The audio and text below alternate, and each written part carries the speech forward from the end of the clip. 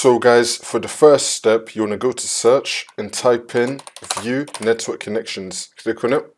And now once you're on this, you want to find your network adapter, double click on it, and then click on properties, and then click on Internet Protocol version 4.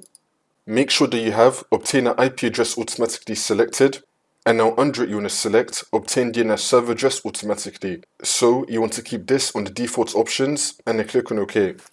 For the next step, you want to go to search and type in CMD. Now you want to run it as administrator. And then click on yes.